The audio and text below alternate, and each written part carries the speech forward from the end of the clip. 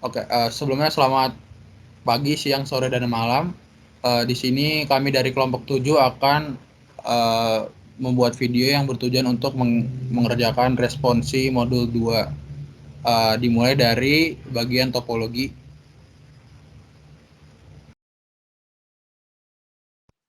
Ya, perkenalkan nama saya Alberto Matthew. Sekarang saya akan menjelaskan tentang topologi pada percobaan.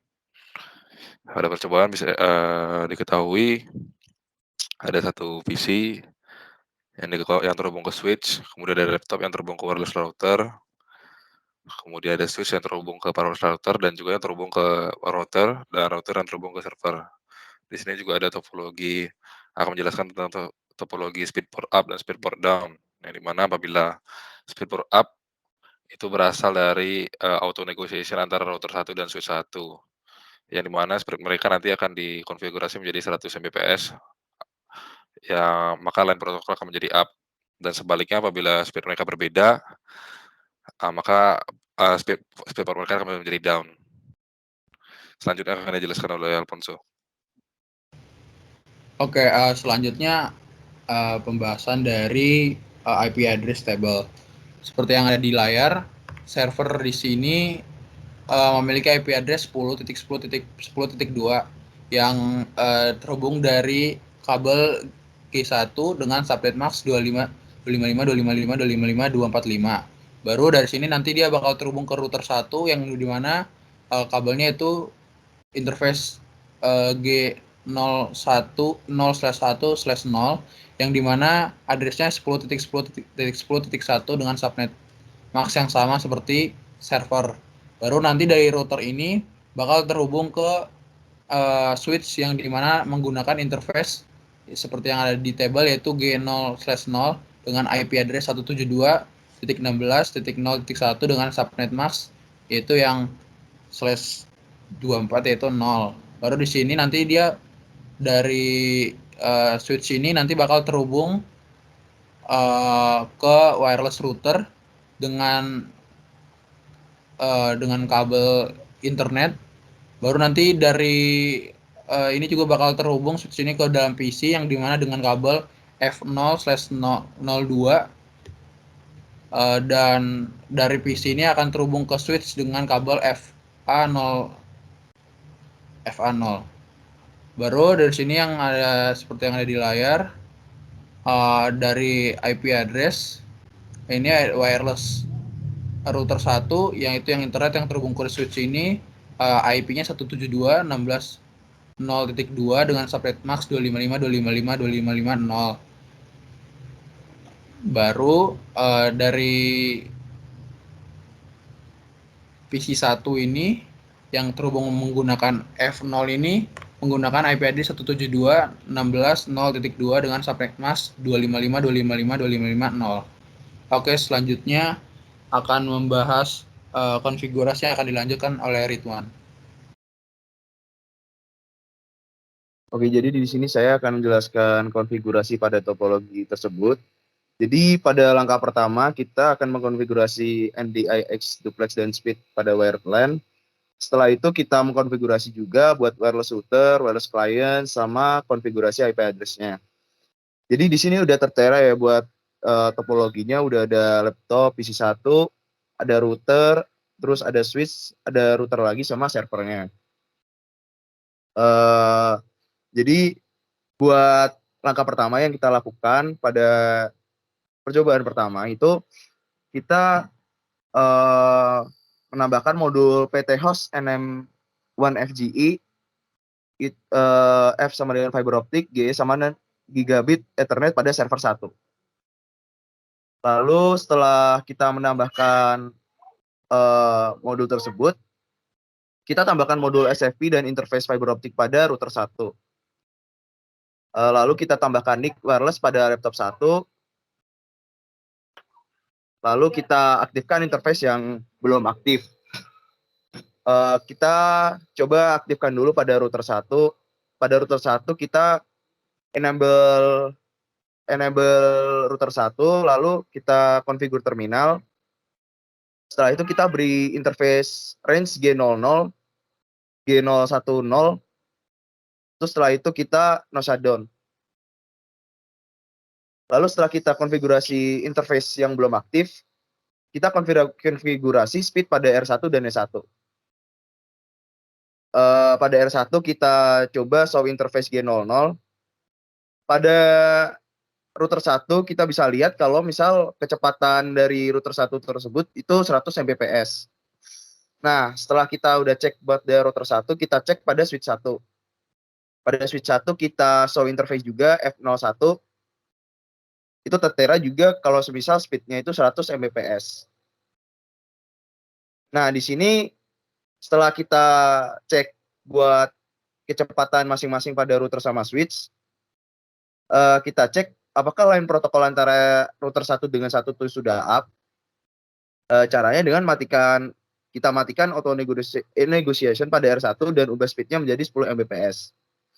Dan itu kita buka router 1, lalu kita configure terminal, kita beri interface G00, lalu kita beri speed 10.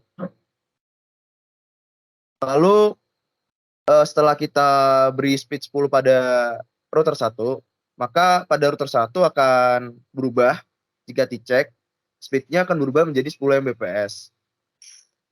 Lalu setelah itu, apakah setelah kita berubah mengkonfigurasi router, apakah ada perubahan speed pada S1 dan lain protokolnya? Nah, pada switch kita matikan auto negotiation pada switch 1 dan speednya di setel tetap pada 100 Mbps. Dengan cara kita buka switch, lalu kita configure terminal, kita beri interface range-nya F01, lalu kita beri speed 100. Oke, setelah itu kita ubah speed pada router 1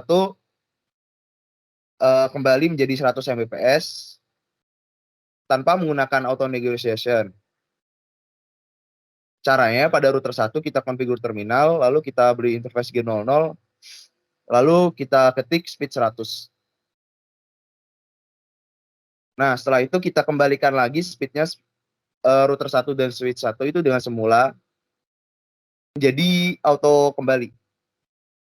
Jadi pada router 1 kita configure terminal lagi, kita beri interface G00, lalu kita ketik speed auto. Begitu juga dengan switch 1, dengan interface range pada switch 1 itu F01. Lalu setelah itu kita konfigurasi duplex pada R1, pada router 1 dan switch 1. Jadi kita konfigurasi dulu buat router 1-nya. Pada router 1 kita beri command show interface G00. Kita lihat kalau misal di sini tertera kalau misal router 1 itu masih dalam keadaan full duplex. Begitu juga dengan switch 1 kita cek dengan kita beri command show interface F01, maka di sini tertera juga kalau misalnya pada switch 1 itu juga masih full duplex. Nah, di sini kita matikan dulu duplex auto negotiation pada router 1 dan ubah duplex menjadi half. Dengan cara kita configure terminal router 1, lalu kita beri interface range-nya G00. Setelah itu kita beri command duplex half. Oke, setelah router 1 kita sudah kita matikan duplex auto negotiation-nya, kita matikan juga duplex auto negotiation pada switch 1 dan ubah duplexnya menjadi full dengan cara kita configure terminal pada switch 1, lalu kita beri interface F01, kita beri command duplex full. Nah, di sini kita cek apakah line protokol antara R1 dengan S1 itu udah up dengan cara kita kembalikan duplex R1 dan S1 menjadi auto kembali. Pada router 1 kita configure terminal, kita beri command interface G00, lalu kita beri duplex auto, begitu juga dengan switch 1. Pada switch 1 kita interface range-nya kita beri F01. Lalu langkah selanjutnya kita konfigurasi wireless router WR1. Kita setting pada wireless 1, kita pergi ke menu wireless, lalu ke basic wireless settings. Lalu kita tambahkan security pada wireless. Kita beli security-nya modenya WPA 2 personal, encryption-nya AES. Buat password-nya terserah, di sini saya akan berikan password, jangan tanya saya. Lalu buat langkah selanjutnya kita beri konfigurasi wireless client, yaitu di sini kita lihat kalau misalnya kliennya kita itu yaitu laptop 1. Kita pilih menu pada config-nya, kita pilih PC wireless, lalu kita pilih SSID, lalu klik connect. Kita masukkan security type dan password. Buat security type-nya tadi ya WPA 2 personal, lalu password-nya jangan tanya saya. Coba kita connect dan kita lihat kalau semisal buat status koneksinya di sini sudah terkoneksi ya. Oke, kalau semisal sudah dicek dan sudah terkoneksi, maka langkah selanjutnya kita mengkonfigurasi buat IP address pada topologi di sini. Di sini pada konfigurasi IP address di server 1 G1 kita beli address 10.10.10.2, lalu subnet max 255, 255 dan 255, 248. Mungkin di sini bisa dicek kalau misal konfigurasi IP address-nya tertera di sini terdapat beberapa address. Oke, sekian penjelasan konfigurasi pada modul 2 di sini. Untuk selanjutnya bisa dilanjutkan oleh Alfonso.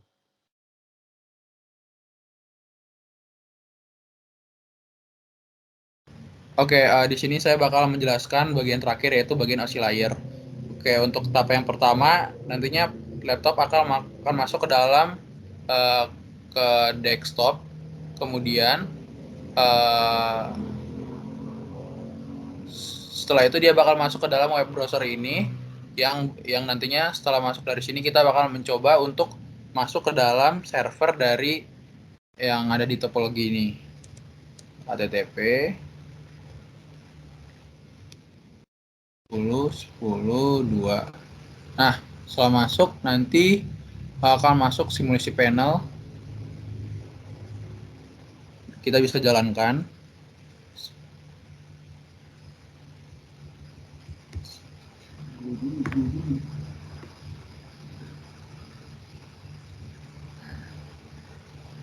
Oke. Sampai nanti sudah ada yang ini add device server sampai ke last device-nya router. Kemudian kita buka. Nah, di sini ada PDU information add device nanti di laptop yang nanti berisi tentang OSI layer. Bukan di sini.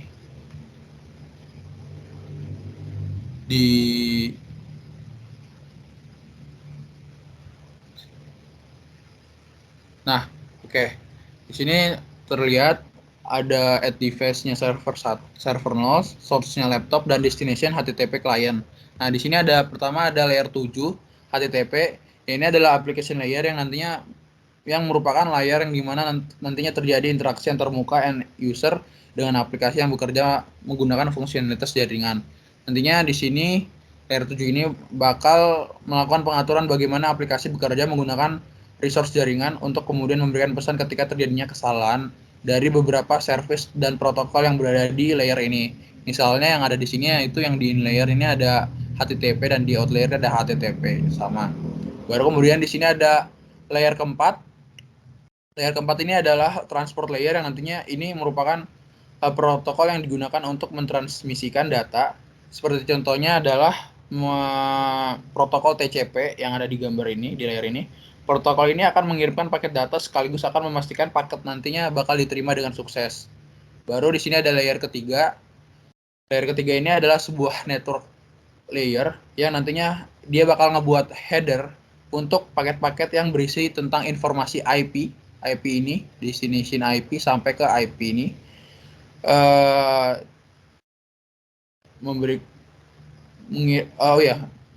Mengirim paket-paket yang berisi informasi IP, baik IP pengirim maupun IP tujuan data.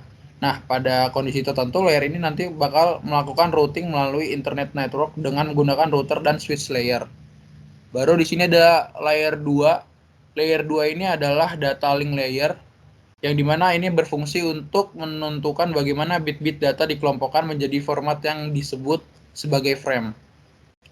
Selain itu nanti di level ini terjadi pengelamatan perangkat keras seperti pengelamatan MAC address dan menentukan bagaimana perangkat-perangkat jaringan seperti switch atau layer 2 lainnya yang beroperasi. Nah, terakhir di sini ada layer 1. Layer 1 ini adalah physical layer yang bekerja untuk mendefinisikan media transmisi jaringan yang dimana nanti ada metode penyisalan, sinkronisasi bit, arsitektur jaringan seperti Ethernet ataupun token ring. Nah, nanti di topologi jaringan dan pengambilan. Selain itu nanti di level ini juga kita bakal mendefinisikan bagaimana network interface card atau NIC dapat berinteraksi dengan media kabel atau radio.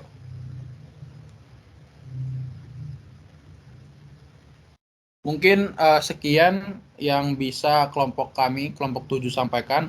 Bila ada kesalahan kata maupun kalimat, mohon dimaafkan. Assalamualaikum warahmatullahi wabarakatuh.